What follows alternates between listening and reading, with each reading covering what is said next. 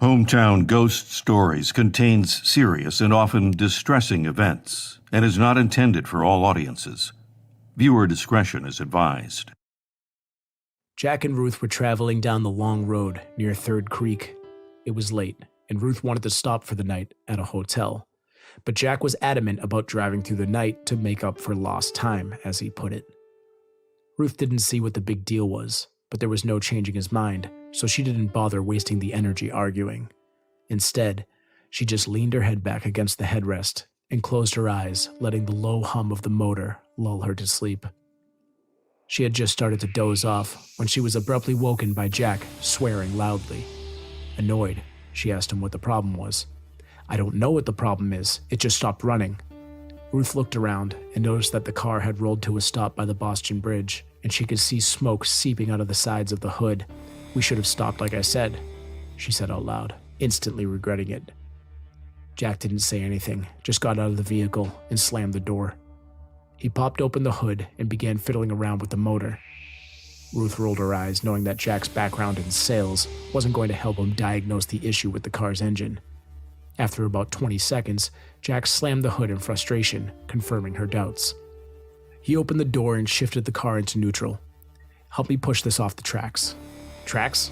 Ruth began to say, but Jack slammed the door again before she could get the word out of her mouth. She exited the car and noted that it had rolled to a stop right on the train tracks a few yards from a tall train bridge. Together, they tried to push the car, but the tires would just bump into the metal rail and roll back. Despite their efforts, the car wouldn't roll past the tracks. Jack looked down the road in the direction they had come from. There was a gas station about a half-mile back. "I'll go get help." "Wait here," he told his wife. "What if a train comes?" she pleaded. "The train only comes every couple hours at this time of night. If you see one, stay clear. But I won't be gone more than 30 minutes, he said as he hurried off down the road. Ruth wasn't crazy enough to wait in the car, so she stayed by the trees, a few dozen feet from the junction where the road met the tracks. "It'll be just my luck that a train will smash our car to pieces," she said out loud to a symphony of crickets that were serenading her from the tall grass by the tree line. It was close to 3 a.m. when the chirping of the crickets was drowned out by the sound of a train whistle. Ruth froze as she realized what that sound meant. She whipped her head around to look in the direction of the whistle, and sure enough, saw a single bright light in the distance, accompanied by the plume of steam blowing into the night sky. She looked back and forth between the car and the source of its impending doom, and then back down the road for Jack, knowing there was no way he'd be on his way back that fast. The train must have been traveling at an intense speed because it was closing distance fast. She couldn't believe how loud it was. She had never seen one this close before. She closed her eyes as it approached the car without slowing its speed. She heard the indescribable smash of metal against metal, followed by the grinding of steel against iron. She heard the thunderous cracks of trees snapping in half as the train cars buckled and slammed into the forest before tumbling off the edge of the bridge. She heard the screams of its passengers as the derailed train plummeted to the ground at the bottom of the bridge. She kept her eyes closed the whole time. After what seemed like an eternity, the screams stopped, and the night was once again silent. She could hear the crickets again. Slowly, she opened her eyes to take a look at the carnage. But to her utter confusion, she saw none. All the trees stood tall against the starry backdrop of the night. There was no smoldering wreckage like she had imagined. Just her car sitting untouched on the tracks exactly where she had left it. I'm Jesse Wilkins, and this is episode 59 of Hometown Ghost Stories.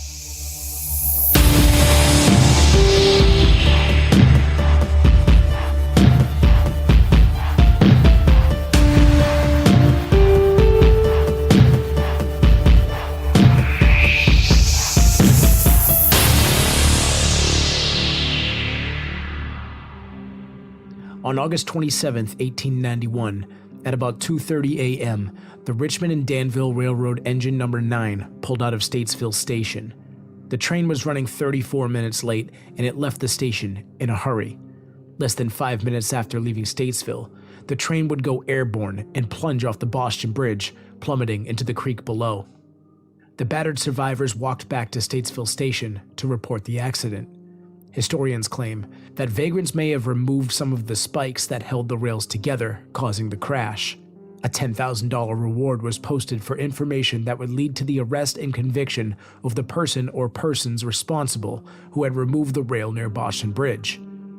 It was later revealed that the railway was in financial trouble, and some speculated that the crash was intentional to collect insurance money. The most likely cause of the accident was the fact that the train was speeding to make up for lost time. According to survivors, the train was literally airborne when it derailed. The sleeping car hit the ground more than 150 feet from where it left the bridge. 23 people were killed in the wreck, making it one of the worst railroad disasters in North Carolina history. But this wouldn't be the last time that locals claim train number 9 came crashing down from the Bostian Bridge. In 1950, a couple was driving near Third Creek when they ran into car trouble. The woman stayed with the vehicle when her husband took off on foot to look for help. Around 3 a.m., she heard a train whistle. She then saw the lights and the smoke from the train. What she heard next was what terrified her, the unmistakable sound of crashing and passengers screaming and wailing as they plummeted off the Bostian Bridge. The strange thing is, there was no train that went by in 1950. According to Tina McSwain of the Charlotte Area Paranormal Society, when her team went to investigate the Bostian Bridge more than 100 years after the fatal crash, around 3:30 a.m., they felt a rush of wind coming down the tracks. This gust of wind was strong enough to blow out 2 candles that they had placed on the rails. Was this just a random gust of wind, or was it the ghost train of Bostian Bridge? The Mayfair Manor. The Mayfair Hotel, also referred to as the Mayfair Manor, now called the Dunhill Hotel, is located at the corners of North Tryon and 6th Streets. The hotel was built by 2 local physicians, Dr. James Pleasant Matheson and Dr. C.N. Peeler, designed by Louis Asbury in classical revival style. The Mayfair Manor officially opened on November 15, 1929, with single rooms going for $2.25 and double rooms costing $3.75 a night. The 10-story manor had 100 rooms, hosting both transient and permanent guests. The Charlotte Observer ranked it among Charlotte's largest and finest buildings, calling it an impressive addition to Charlotte's already imposing skyline. The once glamorous hotel lost its luster and fell into a state of disrepair in the 60s and 70s, before closing in 1981. The building would sit vacant for several years, until it was purchased by Doug Patterson and Brad Holcomb, who would start a $6 million renovation, reopening as the Dunhill Hotel in 1988. The renovated hotel would struggle and file for bankruptcy. Eventually, Gene Singleton in Doyle Parish would purchase the hotel from the bank for $2.1 million and invest an additional $2 million in yet another renovation. It is now listed on the National Register of Historic Places. Although the Dunhill Hotel has changed hands so many times over the years, the various owners always managed to retain a sense of the old world style. There are many rumors of ghosts that haunt the Dunhill, but the most famous spirit is the ghost of Dusty. Believed to be more of a friendly and mischievous ghost, he is known to play pranks on the hotel staff. One employee claimed that while in the office alone, the chair next to her began spinning around. Then it came to an abrupt stop, facing her. She ran from the office as fast as she could. One night, a guest came to the front desk and demanded to know if his room was haunted. The clerk at the front desk laughed a bit and said that lots of people believe so. But the guest wasn't very amused, and he said that that would explain why the blinds on his window keep opening and closing. He said, quote, "Now please, have someone head up to my room and retrieve my luggage because I'm not going back on that floor." Dusty is not a shy ghost and likes to make his presence known. He frequently haunts the kitchen, tossing pots and pans to the floor and flickering the lights. The staff have become so familiar with these hauntings that most just brush it off as Dusty just messing around. The Rira Irish Pub and Whiskey Room in Charlotte is known for its whiskey, good food, and cold beer. It's also one of the stops on the city's ghost tours because of its haunted history. Operating out of the second oldest building in downtown Charlotte, the pub is believed to be haunted by several ghosts from different generations. The ghost of a blue-eyed girl in a Victorian dress has been seen, as well as an old man with a cane accompanied by his ghost dog. There has also been sightings of the full-bodied apparition of a man in 1920s attire, complete with white gloves and a pillbox cap. Multiple paranormal investigations have taken place at the Rira Irish pub over the years, and every team seems to have a very active experience. Harmony Gauntz, the manager of the Rira, believes that at least 6 different ghosts haunt the pub. One morning, around 8 a.m., when she got to work, she did a full walkthrough of the building, and everything seemed normal. She turned on the lights and made her way down to the office. About an hour later, she noticed a liquid seeping from the ceiling. As she rushed upstairs, she noticed that one of the taps had been turned on and that beer was flowing out onto the floor. As they turned the tap off and began cleaning up, they checked to see how much product they had lost. But it wasn't adding up. The keg was still full, contrary to what they saw seeping through the floor. She explained the experience as something supernatural, and they blamed the ghost for once again messing around in the bar area.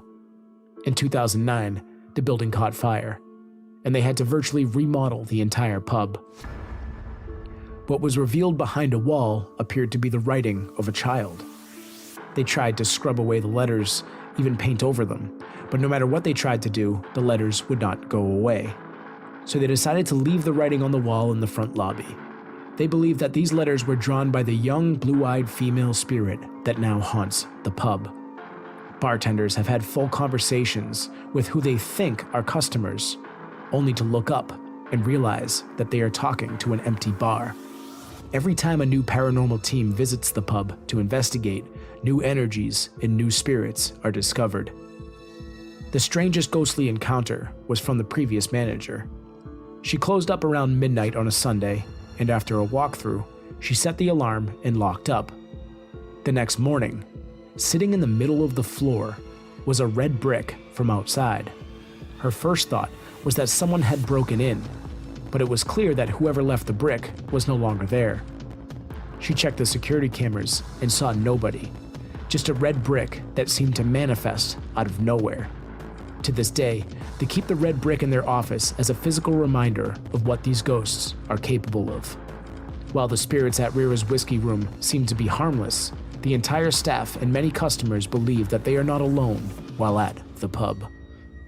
Queen's University of Charlotte sits in the historic Myers Park neighborhood. The school was established in 1857 as the Charlotte Female Institute. In 1891, it would be changed to the Seminary for Girls, and in 1912, it would be moved to its current location and be renamed Queen's College. The school began admitting male students in 1948. In the 1980s, Queen's College began teaching master's classes, earning its university status, but it wouldn't officially change its name to Queen's University of Charlotte until 2002. Today, the university hosts around 2,500 students. Around the campus, students claim that there may be others who occupy the buildings from past lives.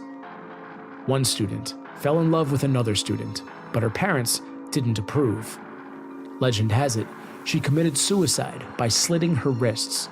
Before she died, she wrote the name Julie in blood on the wall. Now students claim to find the name Julie written in blood on their walls, and sometimes even on the beds in their dorms. They also claim to hear the ghostly cries of a young woman. Other ghostly sightings around the campus include the spirit of a young male believed to have committed suicide on the grounds. His ghost has been seen walking the courtyard and sometimes even hanging from a noose. Poltergeist activity has been reported at the college, and phantom piano music has been heard from the basement of the Suzanne Little Recital Hall when the building is supposed to be completely vacant.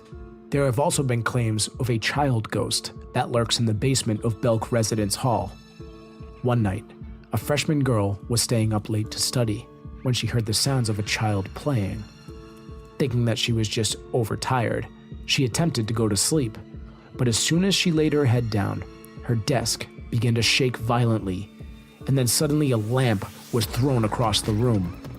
She got up and attempted to run, but that's when she saw the ghost of a young girl that appeared in her closet. She jumped into her bed and began screaming. When students ran into the room to see what was wrong, the ghost of the young girl vanished. Several other students have reported seeing the same ghost. They too have similar terrifying tales of poltergeist activity. In Queens Hall, students and faculty have reported seeing the ghost of Margaret Anna Burwell, the wife of the school's first president. She has been seen wearing a black dress. We also have the ghost of Clara. She haunts Morrison Hall. Morrison Hall is a 2-story brick building, and its basement dates back to the 1920s. Formerly serving as a dormitory and student newspaper office, it is now the university's student life office. Legend has it, Clara fell in love with another man. She wrote her then boyfriend a letter to break things off. The letter, however, was never received, and when her ex returned to Morrison Hall, he found her in the arms of her new lover. Clara was found dead, hanging from the banister in the back stairwell from her bed sheets. A floor-to-ceiling fence now blocks the banister that she jumped from back in the 1980s.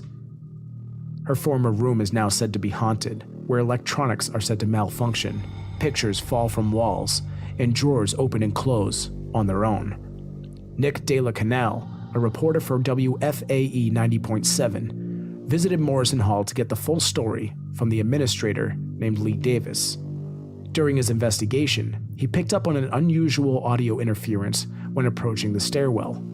He claimed that his audio equipment has never picked up interference like this. And when he returned to the campus the following day, the staff had an even stranger tale to tell him. According to a man named AJ, about 10 minutes after De La Canal left, something unusual happened. The staff began to hear sobbing coming from the stairwell. Normally, this area is completely quiet, so they searched the stairs, and the sobbing became louder. The crying was coming from above them. When they reached the top of the stairs, it became obvious that they were alone. And then the crying stopped. According to Kayla George, the director of residence life and housing at Queen's University, she claims that, quote, "There is a presence here on the second floor of Morrison that has existed for a long time." She says that she has experienced a few things that are just sort of a little odd, including a framed diploma that would always shift in the frame. It became so frequent that they taped it and tried different methods of getting it to stay put, but it was always off. They claimed to hear the floorboards squeaking, and on one occasion, even heard a chair being dragged across the floor of an empty room. While many of these stories seem to be passed down from legend and word of mouth, many consider Queen's University to be the most haunted location in Charlotte, North Carolina. I'm Jesse Wilkins, and this is Hometown Ghost Stories.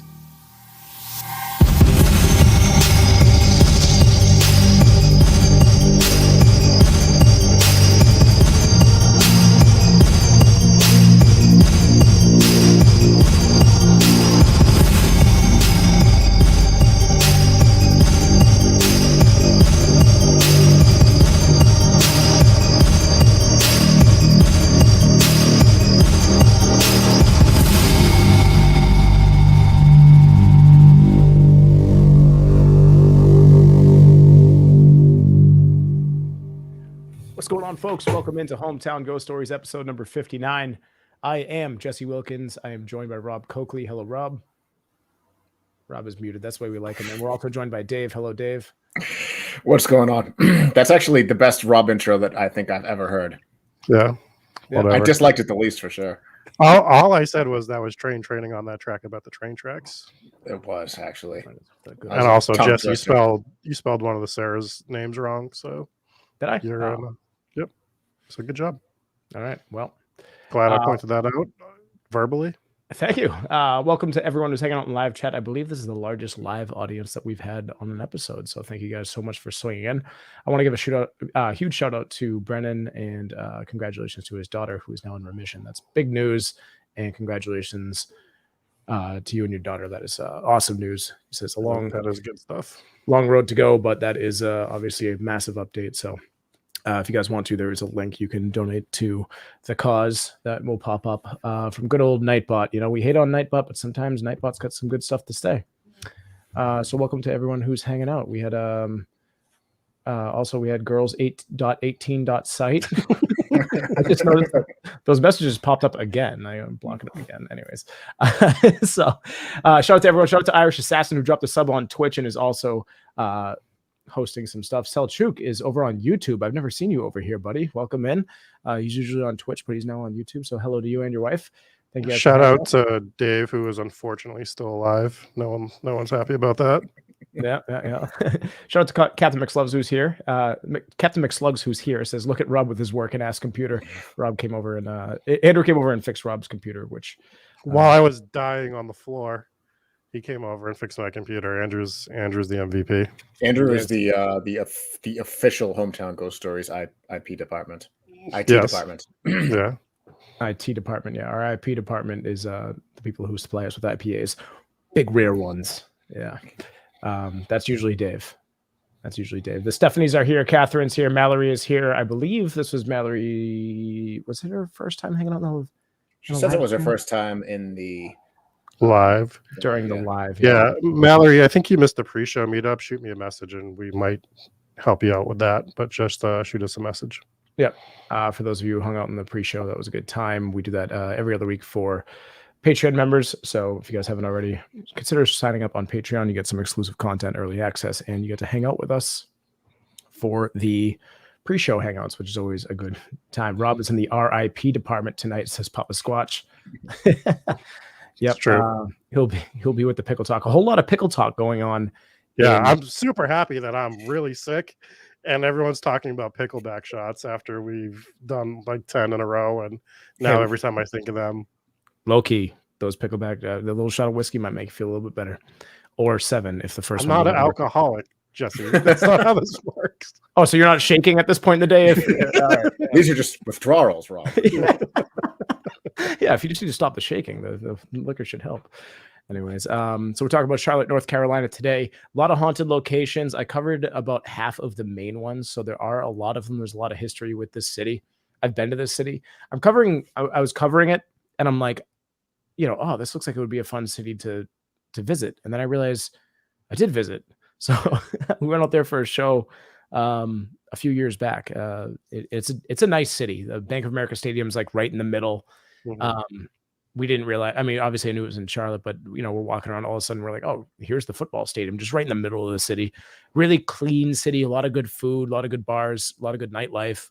Yeah, it's a great place to visit. This was before I was, doing this show, so I didn't know there were so many haunted places, or I would have definitely swung over to the Rira Irish pub. That sounds like a great time. And it looks like that's a place that definitely is open to allowing people to do paranormal investigations. We included some footage from some investigations that had happened over there. So maybe that's something that's on the list of things that we can do. That would be a fun one.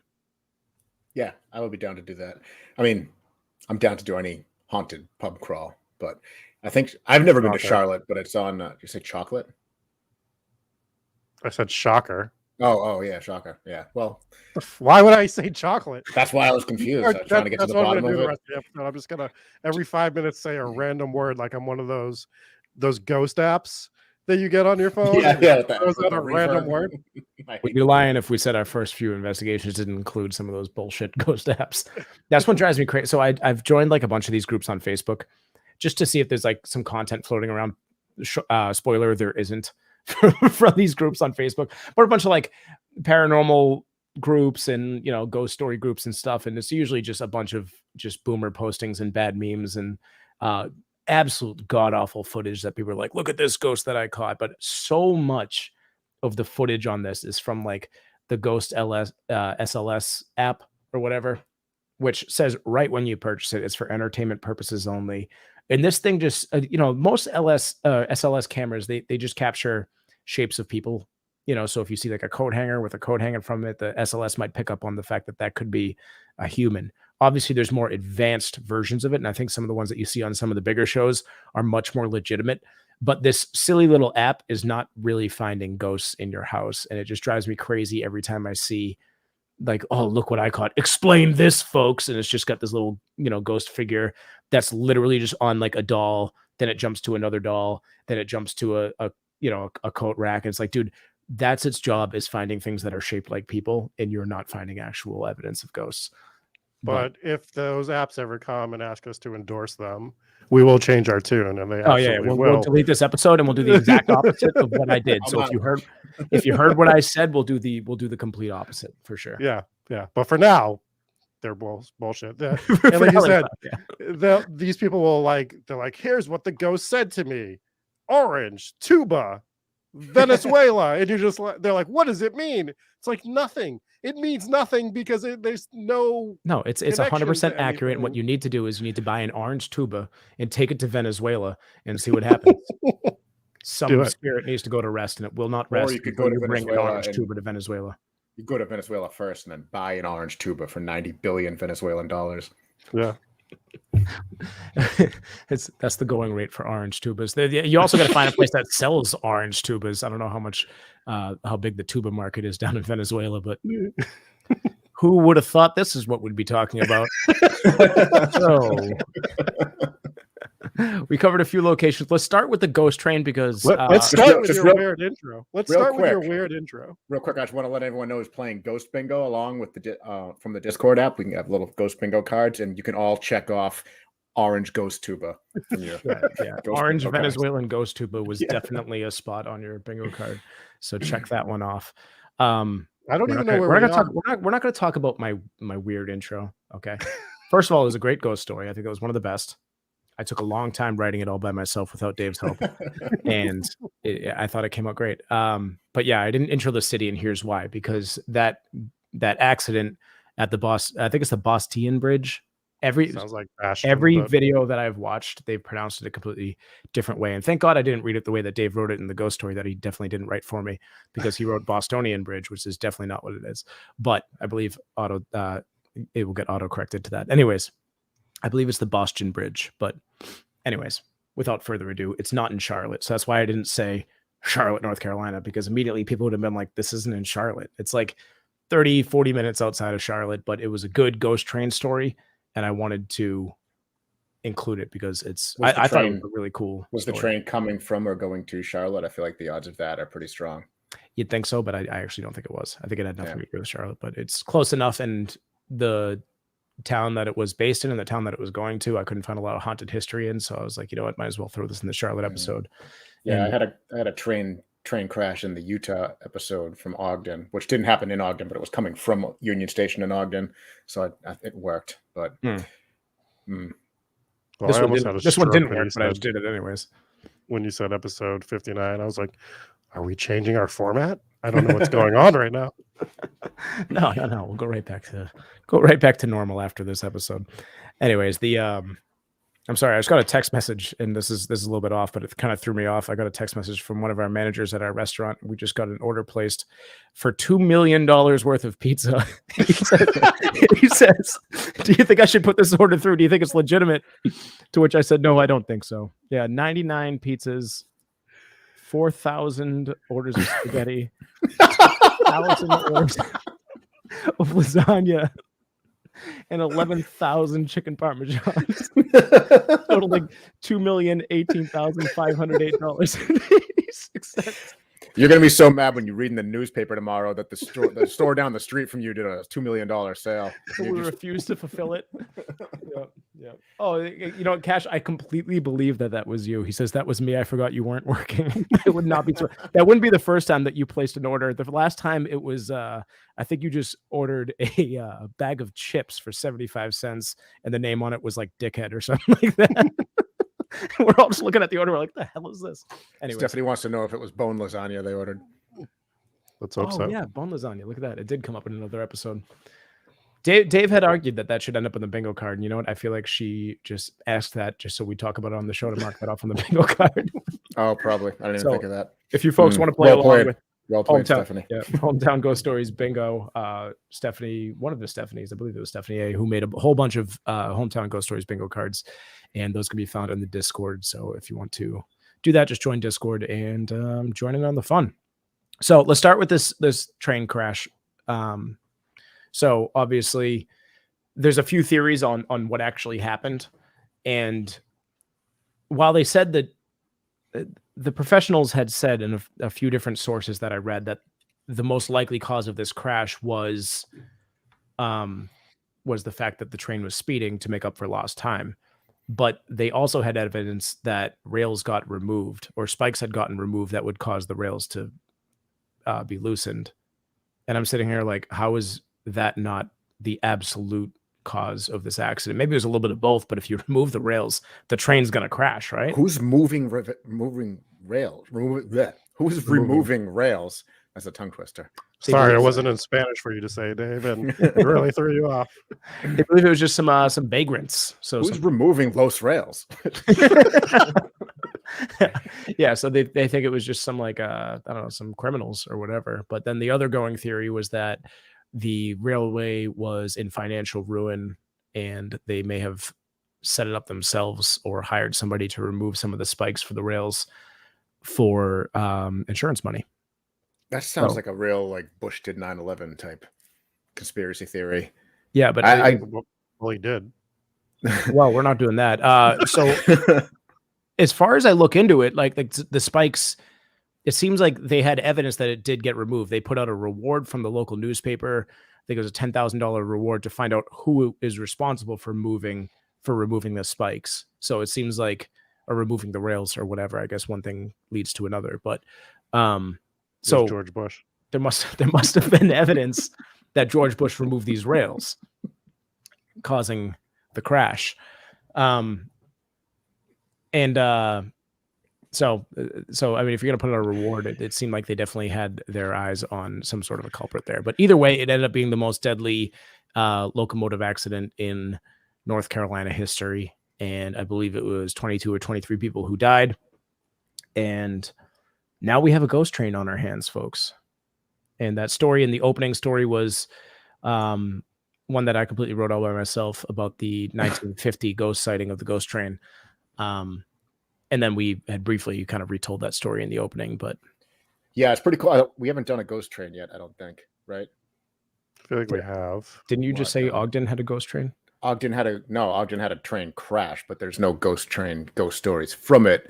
The idea is that some of the people that were killed in the train crash haunt the station, not an actual ghost train. Yeah, there's a lot of stories online about this ghost train, and there's a lot of sources that confirm it. So it's not like something that was just passed down and someone says it. Like, it seems to be a pretty frequent haunting. And I don't know if that entire railroad is no longer in use at all anymore, or when it stopped being in use. But as far as I know, in 1950, I don't think there were trains running on it, and I don't think there are trains that run on it now. I might be wrong about that, and somebody who knows something from the area, definitely let me know if that railway is still used. But they're still hearing the ghost train. Apparently, according to that one in 1950, it was unbelievably loud. Not only did she hear and see the train, but she also heard the crash. It was like it was, replaying itself, and she heard the screams, she heard the crashing carts, everything like that. So it was obviously, for something like that to replay, that's a huge, loud, and crazy haunting. Right. And for a lot of these hauntings, you hear the stories, and the first thing that my brain does is try to what could that have been? Right. If you hear La Llorona crying in the woods, you think okay, it could be an owl screeching or something or whatever, or pranksters. How, what could a possible train crash with people screaming? What else could that be? And I don't know. Seagulls. It's got to be seagulls. The only other thing. So I don't know if maybe it was George Bush. You gotta put some context behind this joke. Just gonna throw it out there. It was George Bush screaming. Sure. Anyways, the only other thing is maybe the haunting is becoming less intense over the years, because it seems like the paranormal teams that go there now, it seems like much less of an extreme story, to where you had a paranormal team who went there a few years ago. They put a couple candles on the rails, and they got around 3 a.m. they got the sensation of basically a giant gust of wind just came rushing down the tracks, blew out the candles. Now that would be kind of cool, but that's much more explainable, saying maybe it was just a gust of wind. Yeah. Much more explainable than hearing and seeing an entire train crash replay itself. I do understand how it could be spooky if you have your candle set up on the train tracks and a gust of wind comes from the direction that the train would be coming in. I think that's pretty, it's easy to explain away as a gust of wind, but I understand how that could rattle you. For sure. I mean, that's what you're looking for, right? You're looking for a ghost train. All of a sudden, you get a rush of wind that comes down and blows out the candles. It's not nothing, but it, could just be wind. So I think it's closer to nothing than it is to a ghost train. But like I said, that's why no one likes you, Dave. You just want to Just want to ruin all of the fun of the ghost stories. Well, I she know. didn't completely discredit it either. She was like, it could have just been wind, but it was definitely out of nowhere, and they didn't really have any other gusts of wind while they were out there. So she wasn't completely sold on it being a ghost train, but she found it odd, and that's kind of where the story was. So, yeah, that's the ghost train. So I guess that's our first ghost train on I like it. Hometown Ghost Stories. So I like it.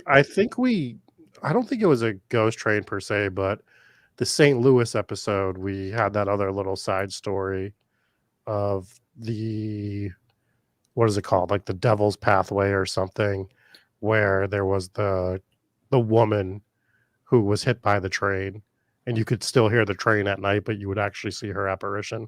So I don't know if we would count that as a ghost train or not. It's oh close. yeah, that's pretty close. Yep. That is close. So the other one that I wanted to touch on, which is also not in Charlotte, before we get into the actual Charlotte ones, which is also just outside, is called the Devil's Tramping Ground. Tramping ground? Yeah, have you heard of this one? What is a tramping ground? Like stomping. Yeah, exactly. So Thanks, Andrew. Zombie Road was what I was looking for. Yeah, that's the one. So it's a camping spot in the forest near Harper's Crossroads area in Bear Creek, North Carolina. And local legends say that this is where the devil visits and tramps around and has been heard dancing. And it's like this big circle in the middle of the woods where just nothing grows. It's just like black, and it's strange. And yeah, so people have their theories about it. There's a road that leads up to it that's literally called like Devil's Tramping Ground Road. So it's not just some kids telling a story.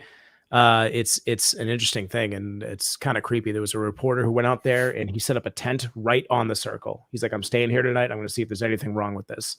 And he stayed there, and he said throughout the night he kept hearing somebody like tap dancing outside of his tent, and every time he opened the tent up and went to go investigate, he saw nobody out there, but it sounded like somebody was just literally standing outside of his tent dancing, which sounds really silly until you're in that tent hearing somebody dancing outside of your tent, and then it's absolutely horrifying, right? So it was probably George Bush. Yeah, probably. He's been known to tap dance outside of tents. Can we go there? Is it like a place we can go camp? From the images that I saw, there's a whole bunch of no trespassing things, but it doesn't. There's also, it's riddled with beer cans and stuff like that. So it seems like a place that people go and hang out and frequently visit. So I don't think it's completely off limits, but I think it's probably frowned upon, but not technically legal.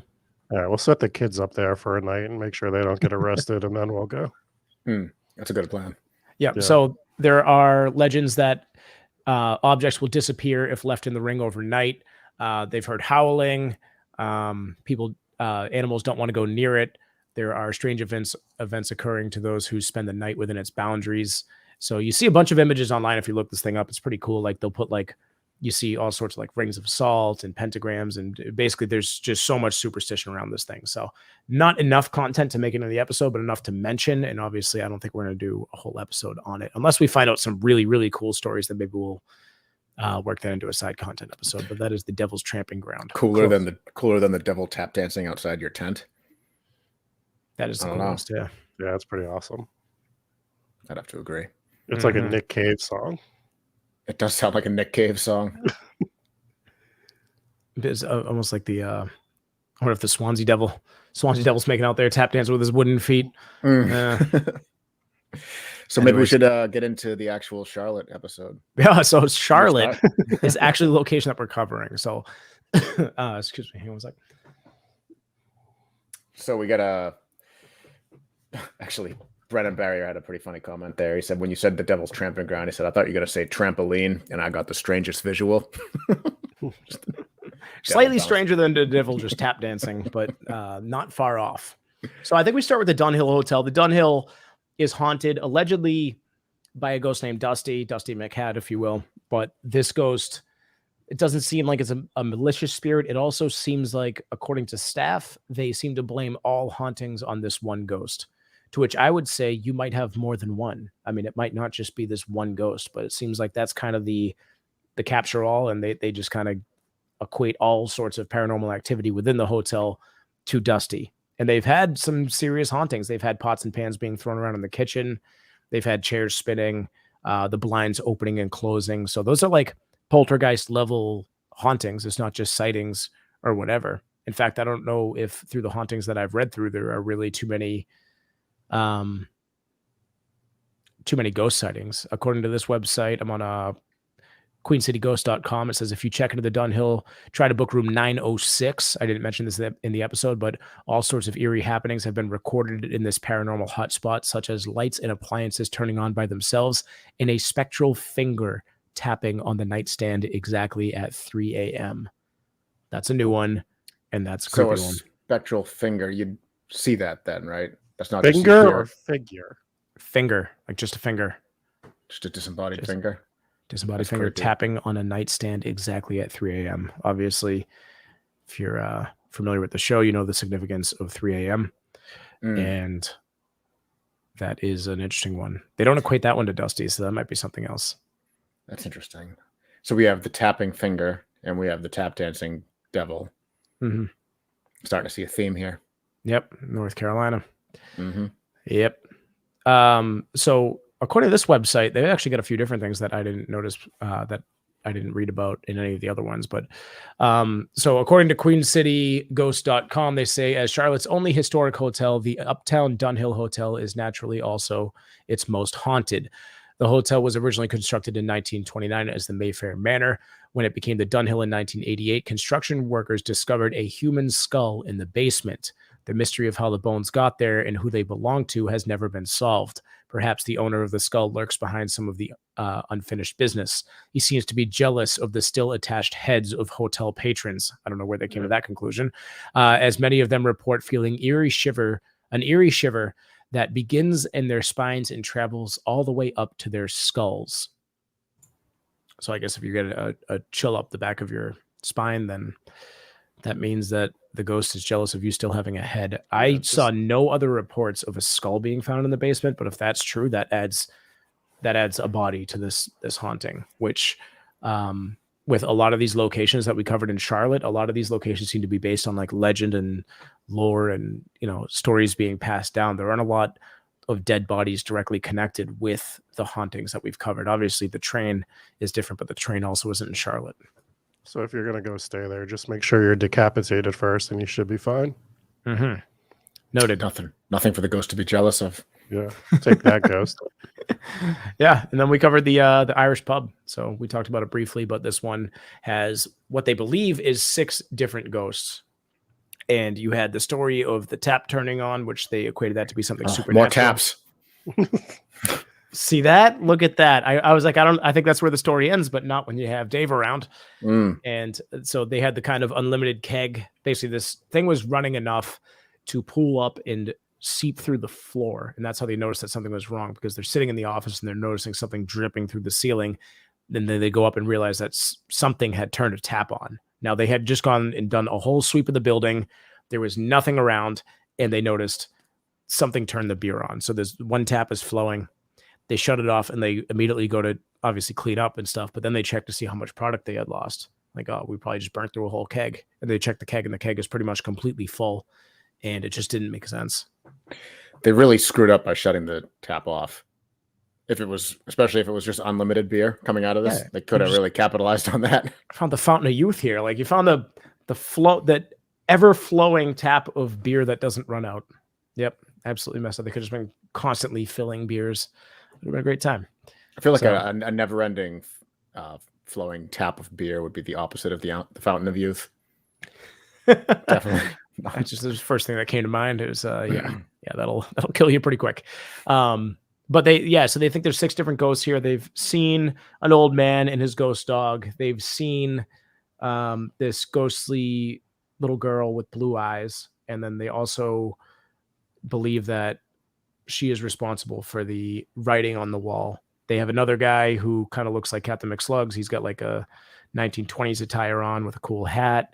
And then we're up to 4 here. I don't know what the other 2 are, but there's also ghostly patrons. So it could be any amount. They don't know which other ones. There's one that hangs out by the bar. So I guess that would be 5. Maybe that's the one that turned on the tap. And then they're saying that like bartenders will have full blown conversations with people, and then they'll kind of look up from whatever they're doing and they'll notice that they're talking to nobody. And That's why either the bartenders aren't supposed to drink while they're on shift. it's either that or the conversation was really bad and the person just like, I got to slip away while they're not looking. Get out. Or it's a really creative way to brew and screw. Get your beers and then leave and be like, oh, no, it must have been a ghost. Must have been a ghost. Works in North Carolina. Try it there. Yep. So this, according to the same website here, it says the spirit of a young girl is also rumored to haunt the pub, and staff members sometimes hear her practicing her ABCs. You can even find chalk writing above the host stand tracking her progress. Other odd occurrences include beer taps turning on by themselves and a spectral sewing machines whirring from the basement. I guess this is from what the building used to operate as back in the day. And they used to make clothes, and there was like some seamstresses that worked there or whatever. But you know what? I read in this one, this is why I didn't include in the episode. They say they only notice that when they like turn off. I don't know if it's like they turn off some big a generator or some sort of machine that's running down there, and then they notice the clicking, and it sounds like a seamstress. I'm like, that just sounds like the whatever piece of machinery you shut off is just kind of winding down. Yeah. So fun fact about the show is Dave has to practice his ABCs before we go live every week. Do you want to give him a little rendition of you doing your ABCs, Dave? What is this reference to, Rob? Are you You're the one who can't read? How am I the one that can't read? Rob's here in spirit only today. It's just random George Bush jokes and ABC jokes, and this is what you get. This is what we got. We're just going to move on and continue on with our episode. Just do your ABCs, Dave. We just want to hear them. The final location is Queen's University. Do it for the bingo cards. Wait, is there a... No, there isn't. There is now. Next week there will be. Matthew Thomas says, someone should tell her that she has to be over the age of 21. Yeah, what's she doing in this bar anyways? Close to a little girl practicing her ABCs. Catherine says that's only 2, but maybe that was earlier in the chat. Anyways, so Queen's University is what most websites and YouTube channels seem to equate as the most haunted location in Charlotte, and it's got its fair share of ghost stories. Now, this one has some suicides linked to it. It has a lot of similarities with episode 1. I believe, Rob, that was when you covered Bridgewater State University. And it seems like it's got a bunch of stories with people who allegedly committed suicide in this dorm or that dorm.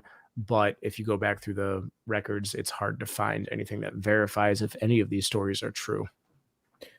So I was reading when I was doing some research on this episode, I was looking into the Queen's University in Charlotte, and they brought up the fact that every university in the world is haunted. And if you don't believe me, Google whatever university you want and hauntings, and they're all haunted, 100% of them, which is like, oh, I'm actually shocked we haven't done more colleges, because every time I look into a town that has a college, there is a lot of haunted stories about it. In fact, one of the places I was looking at for next week had a haunted college in it, but probably won't be covering that one. It does seem like the college won't be covering the location. I won't be covering any location. Oh, taking the week off. No, I'm just doing episode 60. No, okay. Anyways,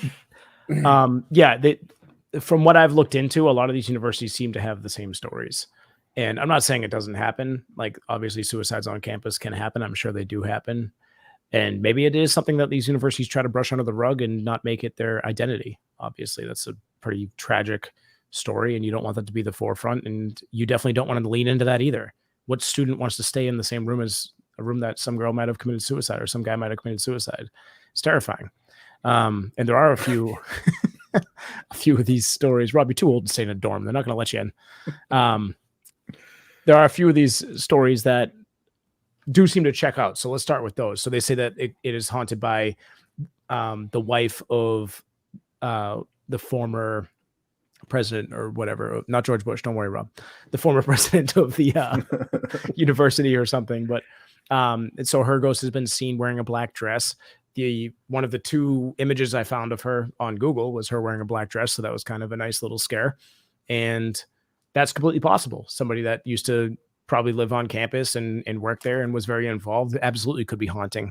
The other one that I found compelling was the ghostly piano music coming from the basement of one of the music halls, completely possible. If there was a student there that used to play music, or somebody that used to play music there, maybe their ghost is still playing music in the afterlife. Those ones I found pretty cool.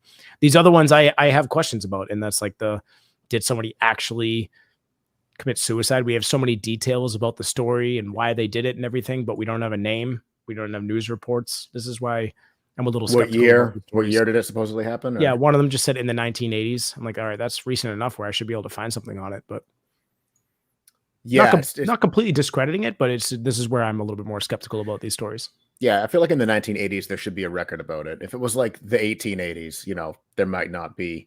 Who knows what records they kept on that type of stuff back then, and who knows if they were like lost in a flood or something, like we sometimes see in situations like that. Rachel said we had a lot of those at my school. Best part is the haunted room was the only vacant room in the building. Was your school the home of the fighting cowards by any chance, Rachel? Yeah. Cowards don't fight. Exactly. So fun fact, I know some people may have noticed that the lights behind me just changed.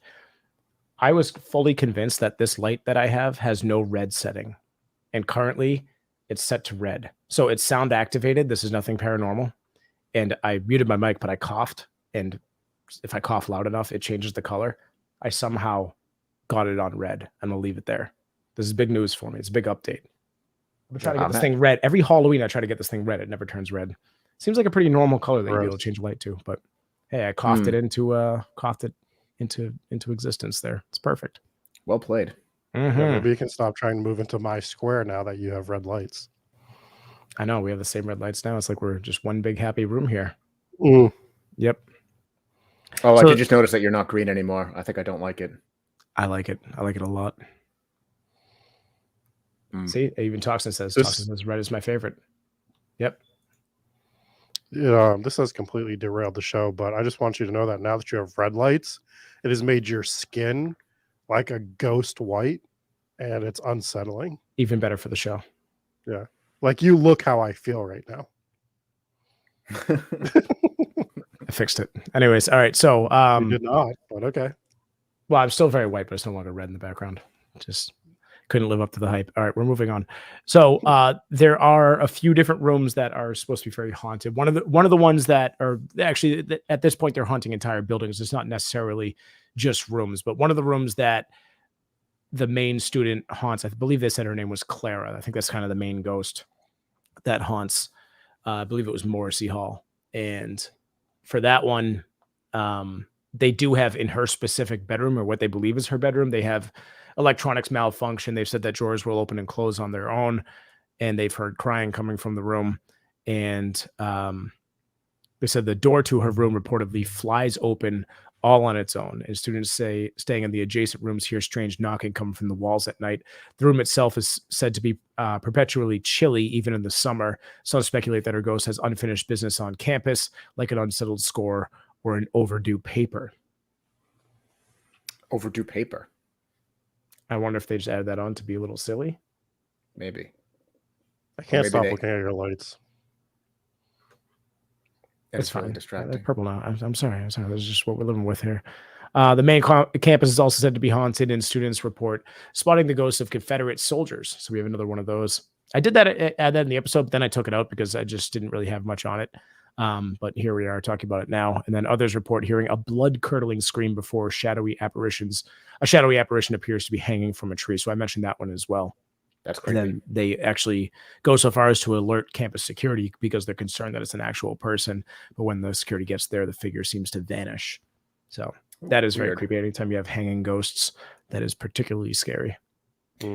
Yeah, it gives a little bit more credit. They actually called security, and security comes out to check on it too. It's not just like I saw this, It's right. Yeah, if you're that scared by it that you actually call and make a complaint or a concern call or whatever, that's definitely something. We've had these before, but they've mostly been at bridges, right? Yeah, the hanging, like the covered bridges. Yeah. One in Gettysburg too. I wanted to say Oliver House, but I think that was just our ghost story. No, that's one.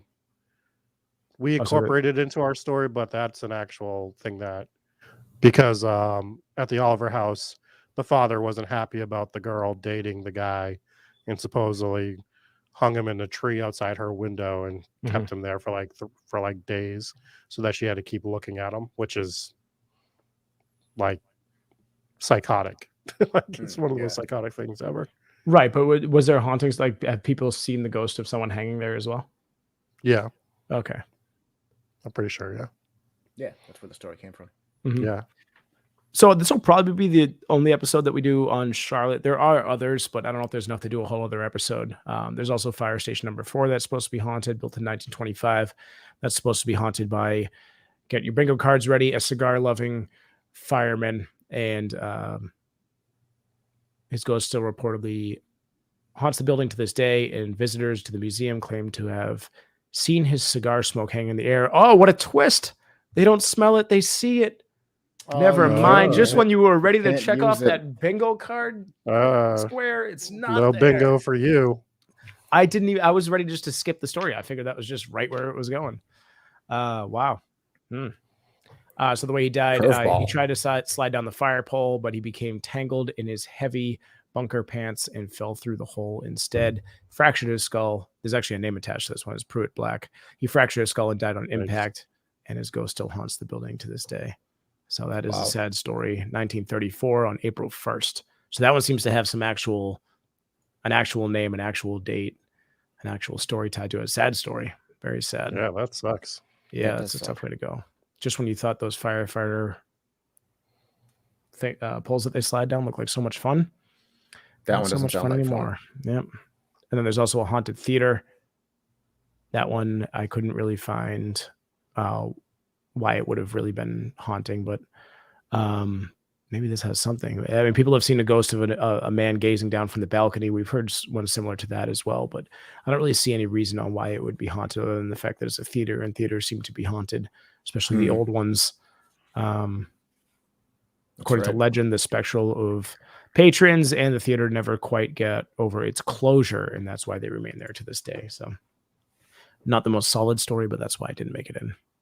That's pretty much it. There's also the Duke Mansion and the Antique Kingdom, and then just Elizabeth. Of course, Elizabeth. Yep, just Elizabeth.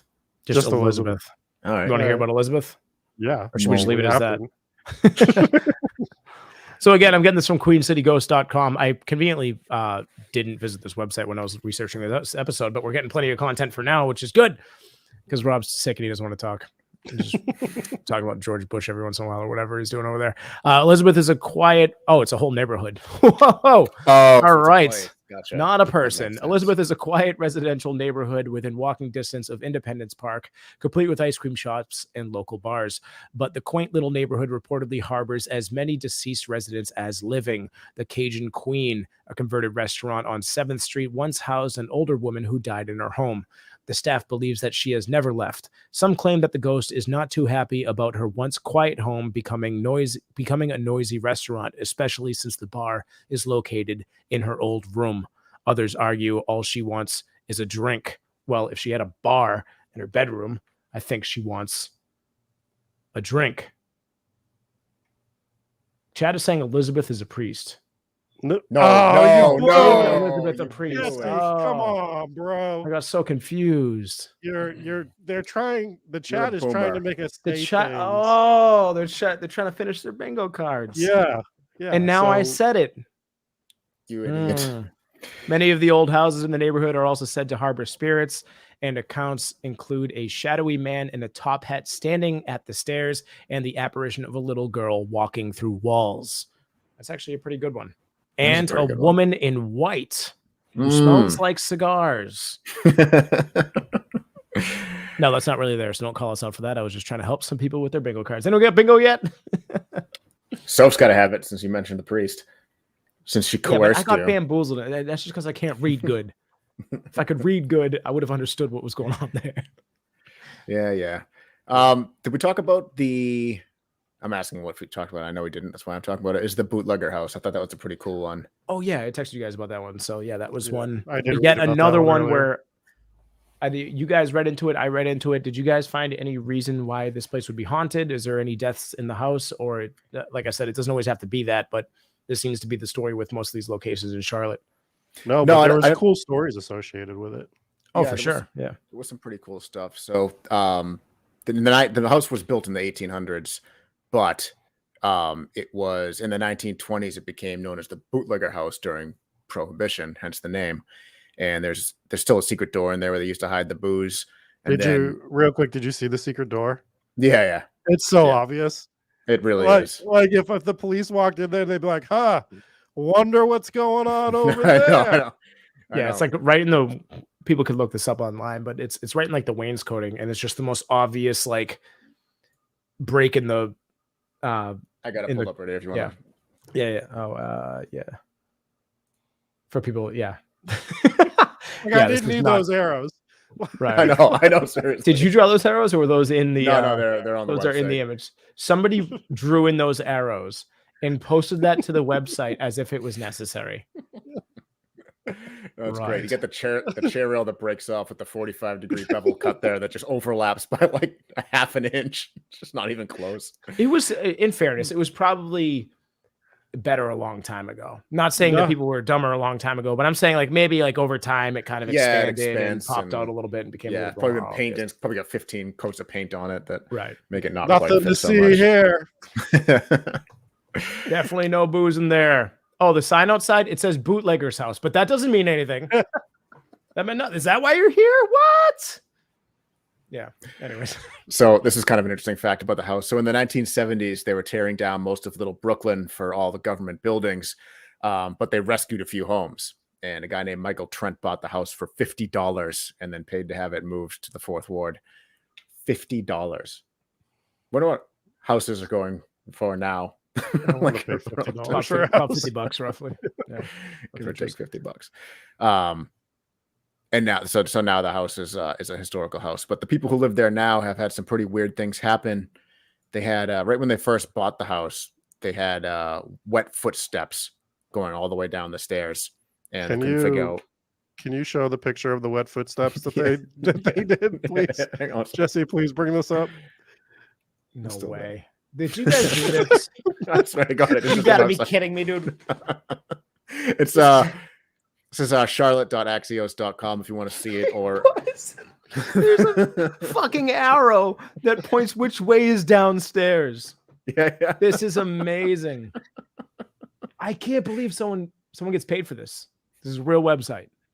Yep, this is good. This is glorious. For those who are wondering what we're looking at here, swing it over to YouTube. You can see for yourself. But this image has the flight of stairs, carpeted stairs, and they drew in 2 giant feet. They look like Bigfoot footprints, and they also drew an arrow. Papa Squatch. They also drew an arrow pointing down. You know what these look like? Have you guys watched the new movie Troll on Netflix? No, I was actually just looking at that. Oh, it's terrible, but I enjoyed the hell out of it. So I've only watched the first half, but you know, the movie starts off, they're finding footsteps that look exactly like these. They're just big, stupid footsteps. Like they're just very defined, and it's just like, what are we following here? They're absolutely terrible. Yeah. Also, Assassin points out there's outlets on the stairs. Like, what do you plug it in halfway up the stairs? That is I didn't even pick up on that. I have never seen that. Well, we got the microwave there. Just step over it with your giant wet feet. Anyways, all right, we'll move on. Please tell me this website has more pictures to show us. Yeah, I'll let you know if anything interesting comes up. The chair is kind of cool later. Anything with drawings on it. At this point, that's all I'm looking for is the entertainment value here. So what they think the wet footsteps might have come to is what it might have come from is they found in subsequent nights that the water faucet in the bathroom turns on randomly, which is pretty creepy. And also the door locks itself. Mm-hmm. So they thought they were gonna have to break the door open one night because it locked them out of the bathroom, and they opted they were gonna either have to break the door down or break a window to get in to unlock it. Yeah, they actually went around to go break the window, and when they were there, they saw the door pop open on itself. Yeah, which is pretty cool. Yeah. Yep. I think Dave was telling that story, but thanks for jumping in there to finish. Yeah, I was saying that they went around to the window. They were literally going to break the window. So pretty cool. Here's the chair. Yeah, this is the other thing. So they walked into the dining room, and there was a chair perfectly balanced on 2 legs, which is crazy because I don't know how you could fake that. I don't know how to. Can you balance a chair like that? I mean, that's. Yeah, I can only do that with like a can of soda. when it's like half. When you used to do that Soda. little trick, you used to. Yeah, with soda. Are you sure it's not with Miller Lite? Definitely not with Miller Lite. I wouldn't even know where to find one of those. So that's the chair. So for people that are listening, the chair is tilting on two legs, which is exactly what Dave just said. But it is that looks impossible to do, especially with that chair. How do you do that? That's amazing. Oh, Anna C says the outlet could be used for a vacuum. Yeah, that's valid. A good point. Not as fun as a microwave, but valid. Yeah. I don't know if I go to the extent of having an electrician install an outlet on the stairs just so I could vacuum. True. If your wife wanted it, you would. True. Very true. But those vacuum cords are so long. Would you ever see a vacuum cord that wasn't long enough to go either up or down the stairs? Yeah. That's a good point. Yeah. How much vacuuming are you doing, Dave? Almost none. Little to none. Right. Shop vac, that's about it. Catherine, our resident scientist, says the chair is being balanced by perfect physics. Thank you. Thank you for that. Yep. Resident scientist indeed. Yeah, it's the bootlegger house. Some pretty cool, creepy stuff going on over there. Sounds good. Yeah. Anything else you guys want to touch on? We're starting to lose Dave's connection here. So that means the witching hour is upon us. We have a couple reviews to get through. If you want to go through those. Yeah, let's bounce through them. All right. So first one is from Dale C, who is conspicuous by his absence tonight. Did he go on a date and not cancel it?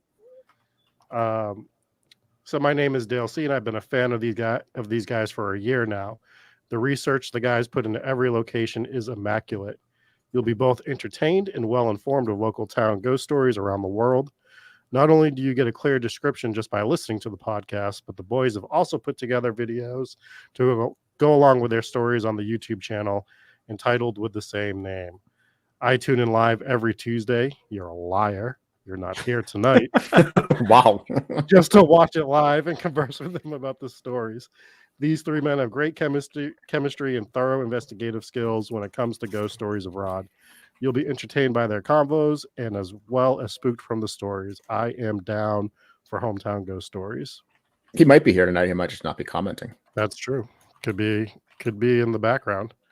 The next one is Laudacious, who I have seen join the Discord recently. So thanks for doing that. Titled One of My Favorites. I've been listening since last spring of 2022. I love the storytelling and the research you do for each episode. I enjoy the camaraderie between the three of you, and listening to the podcast in the morning helps keep me awake while I'm at work. Thanks for all the work you put into this podcast. Thanks for recognizing all the work we put into this show, because it is a bit of a lot of stuff to do when we do an episode.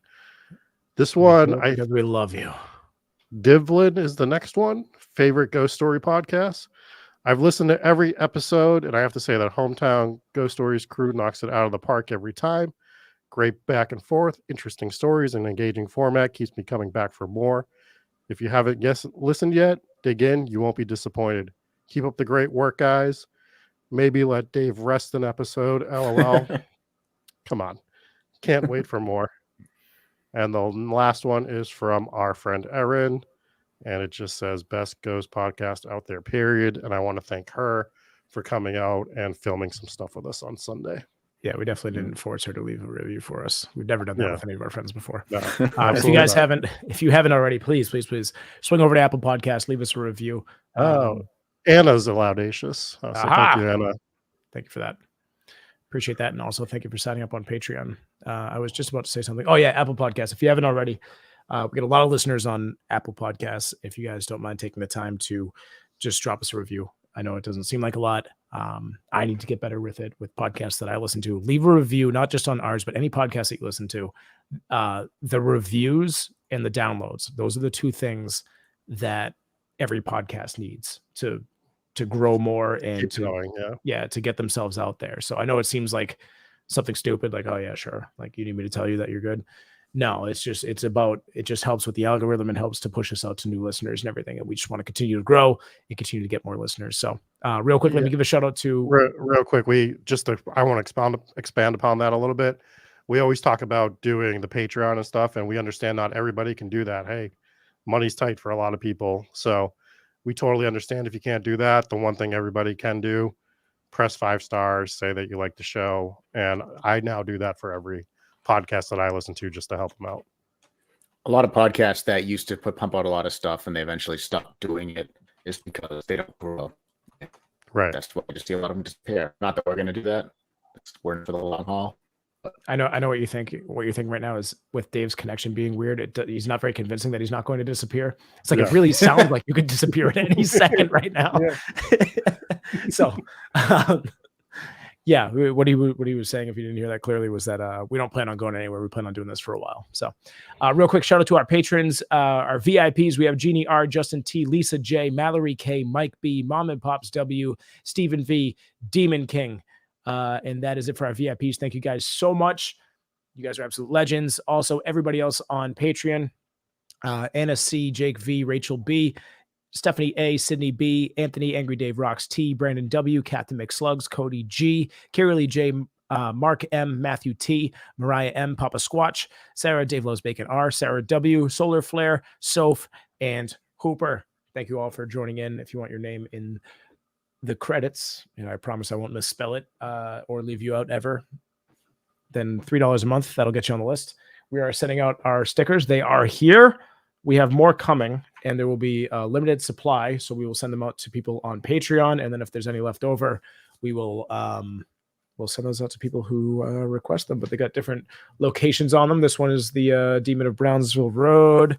This one is Villisca, the famous bacon episode.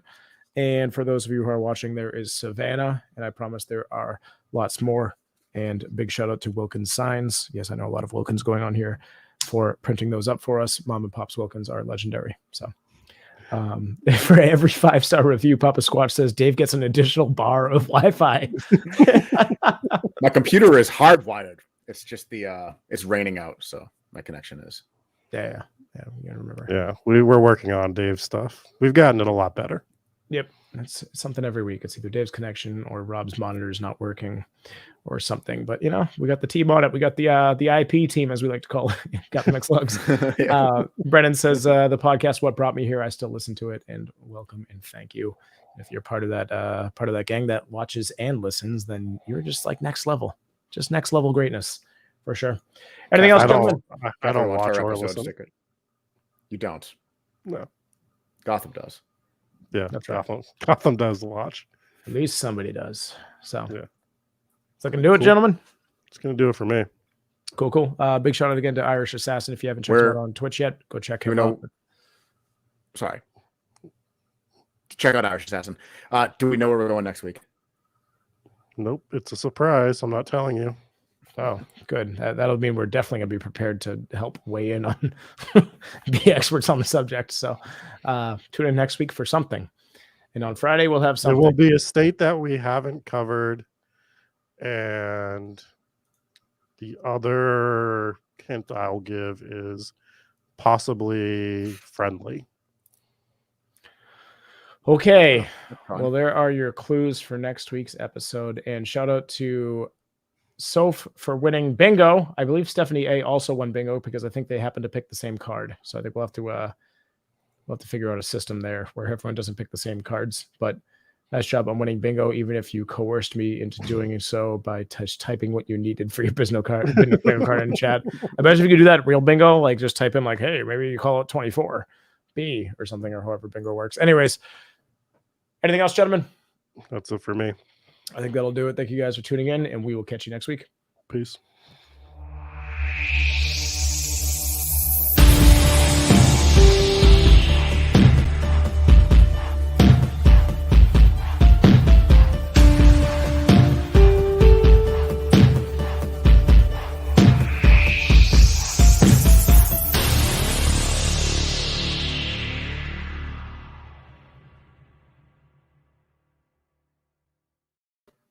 I just wanted to update you guys that I'm pretty sure it was Catherine who won bingo, not Soph. So sorry, Catherine, and big shout out to Soph for winning bingo. I mean, I'm sorry. Big shout out to Catherine for winning bingo, not Soph. Soph, do better next time, all right?